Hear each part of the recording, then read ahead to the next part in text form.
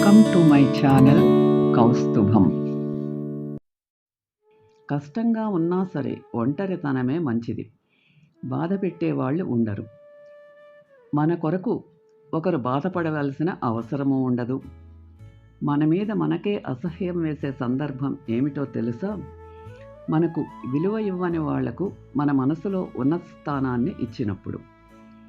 ఏ విధంగానైతే సాయంత్రం కాగానే అంతదాకా ఆకాశంలో ఎగురుతూ ఉండే పక్షులన్నీ తిరిగి తమ నివాస స్థానాలనే చెట్లపై వాలి నిశ్చింతగా విశ్రాంతి తీసుకుంటాయో, అదే విధముగా పంచభూతాలు, పంచప్రాణాలు లాంటివన్నీ ఆ పరబ్రహ్మలో సుఖపూర్వకంగా ఆశ్రయం తీసుకుంటాయి.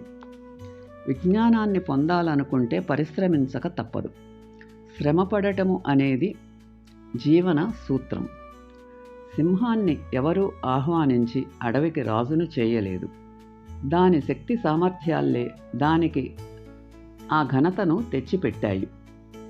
గ్యారంటీ లేని దాని పేరు జీవితం, గ్యారంటీ ఉన్నదాని పేరు మరణం. తెలుసుకోండి. సమయాన్ని సద్వినియోగం చేసుకోవటం నేర్చుకో.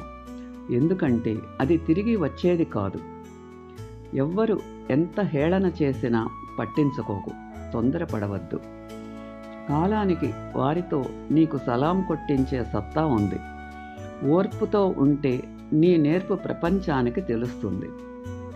ఒకదాని పేరు తెలుసుకోవడానికి, ఒకదాన్ని తెలుసుకోవడానికి మధ్య ఉన్న తేడా ఏమిటో నేను త్వరగానే నేర్చుకున్నాను. Thanks for watching. Like, share and subscribe my channel.